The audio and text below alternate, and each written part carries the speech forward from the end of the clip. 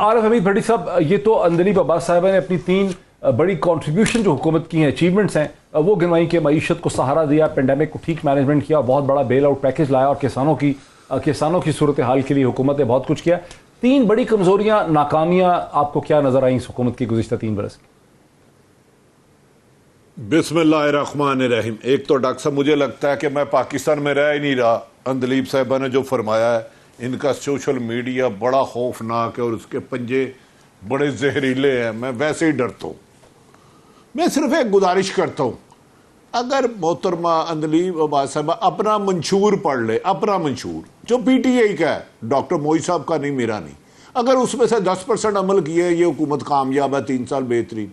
इमरान खान साहब ने जो अवाम में तकरीरें की, वादे किए, उम्मीद दिलाई, जिसकी वजह से वो खतून जो घर में वोट डालना गुनाह समझती थी, वो आदमी जो वोट डालना फजूल समझते थे, वो लाइनों में लगे।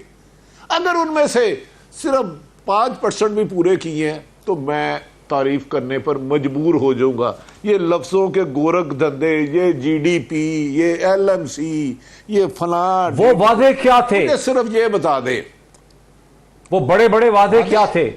तेरे वादों पे कहां तक मेरा दिल फरेब खाए, कोई ऐसा कर बहाना मेरी आस टूट जाए। कौन सा वादा याद कराऊं डॉक्टर साहब, वादा कौन सा याद कराऊं मैं? बहरहाल छोड़े डॉक्टर साहब, गुजारिश ये है कि अगर आज से 3 साल पहले लोगों की आमदन में और महंगाई में इतनी थी कि फर्क था कि वो 2 पैसे बचा लेते थे, तो ये हुकूमत काम है। अगर महंगाई ज्यादा हो गई है और आमदन, इनकम कम हो गई है, तो फिर इस शहर संग दिल को जला देना चाहिए, इसकी राख को भी उड़ा देना चाहिए।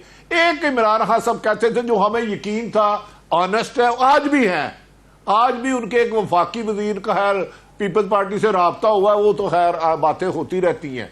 इमरान खान की हद तक तो बहुत अच्छे। 3 साल इस टीम की कारकर्दगी बताऊं ना, तो सुबह मेरे खिलाफ टॉप ट्रेंड बना होगा। तो लिहाजा मेरी एक गुजारिश है, 3 साल पहले पेट्रोल की कीमत क्या थी, बिजली की क्या थी, गैस की क्या थी, आटा कितने पे था, रोजमर्रा की चीनी दाल कितने किलो थी, और उस वक्त आमदन कितनी थी।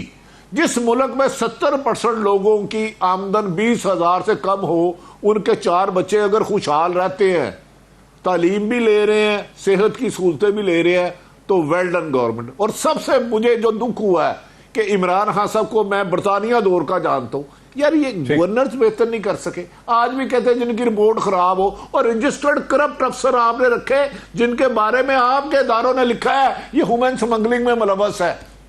यार इमरान खान साहब जितनी मेहनत कर सकते हैं कर रहे हैं, लेकिन बदकिस्मती है उन्हें टीम नहीं मिली, जो कम से कम मुझे उम्मीद थी वो पूरी नहीं आई। लेकिन इमरान खान साहब पर करप्शन का एलिगेशन नहीं। बट साहब बेसिकली तौर पे मुझे जो समझ आई है कि अंदलीब अब्बास साहब ये कह रही हैं कि अभी तो 2 बरस हुकूमत के रहते हैं, 5 बरस के बाद उससे ये सवाल पूछे जा सकते हैं। भट्टी साहब,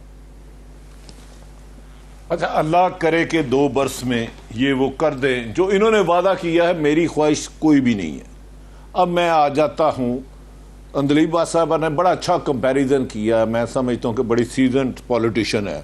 अमेरिका में कोरोना आया, उसकी महंगाई हो गई। यूके में 1 घंटे की उजरत एक मजदूर की, एक सेलमैन की 8 पाउंड है। ओ खुदारा, कहां कंपैरिजन कर रहे हो खुदा के लिए, जख्मों में इतना नमक ना छिड़े। लंदन में एक स्टोर कीपर की, एक सिक्योरिटी गार्ड की सैलरी अमेरिका में कितनी है, रजा रूमी साहब से पूछे। जिस घर में, अब मैं आ जाता हूं थोड़ा सा, मुझे इमरान खान साहब से उम्मीद है फिर भी करेंगे, एक अदारा बता दें जिसमें करप्शन सिर्फ 1% कम हुई हो या उस पर स्टैंड किया हो। एक अदारा सिंगल।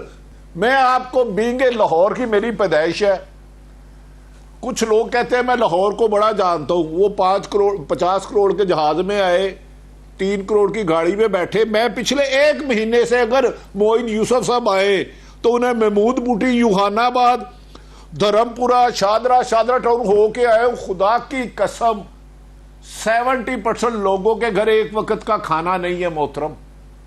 देखिए, ये मैंने नहीं कहा था कि जब बिजली और पेट्रोल और गैस की कीमत बढ़े, ये मेरे लफ्ज नहीं थे।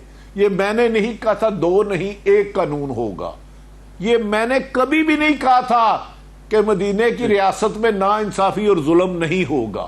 مجھے بتا دے عمران خان صاحب سے آج بھی مجھے توقع ہے، لیکن ان کی جیب میں کچھ کھوٹے سکے ایسے ہیں. ان 3 بندوں نے عمران خان کے قریب حصار بنایا ہوا ہے. ان میں پی ٹی آئی کا پرانا بندہ ایک بھی نہیں ہے. وہ ان تک فیکٹس جانے ہی نہیں دے رہے. مجھے تو حیرت ہوتی ہے کہ عمران خان صاحب حقیقت سے اتنا دور کیوں ہوتے جا رہے ہیں. مجھے لاہور کا ایک سکول اچھا بنا دے. آپ اسلام آباد ہے جہاں سرکاری سکول میں آپ اپنے بچے کو بھیجے. اندلیب عباس صاحب کو ایک ہسپتال بتا دیں. پوائنٹ بائی پوائنٹ جواب دینے دیجئے. ایک تو یہ کہ وہ بار بار بھٹی صاحب بار بار یہ کہہ رہے ہیں کہ عمران خان اچھے آدمی ہیں، آنسٹ ہیں، کرنا چاہتے ہیں، ٹیم نکمی ہے، 2-3 لوگوں نے ان کو اپنے حصار میں گرفتار کیا ہے، پھنسا کے رکھا ہوا. اگر یہ نکما آدمی پاکستان نہیں، انہوں نے کہا عمران خان نکما ہے، انہوں نے کہا کہ بس ٹیم نکمی ہے، ٹیم اگر نکمی. فورن ایکسچینج ریزروز ایک دیوالیہ ڈالر آپ کو پتا ہے 166 پہ چلا. اب ڈالر جو ہے انہوں نے، آپ کو بھی پتا ہے کہ انہوں نے اس ڈالر کا کیا حشر کیا ہوا تھا، اس کا ایفیکٹ تو آنا تھا. انہوں نے 24 بلین آپ کا لے کے اس میں ڈالا ہوا تھا. اب آپ دیکھیں اگر ایک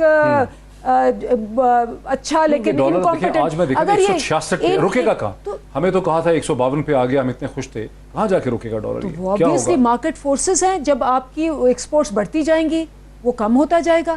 اور بات جب کم ہوا تھا تو آپ لوگ اس کا کریڈٹ لے رہے تھے، اب دیکھنا بڑھ گیا ہے. نہیں، اگر آپ اس کو فکس کریں گے جس طرح اسحاق ڈار نے کیا تھا تو پھر تو آپ اس پہ لوگوں کے پیسے 24 بلین ڈال کے فکس ہو سکتا ہے.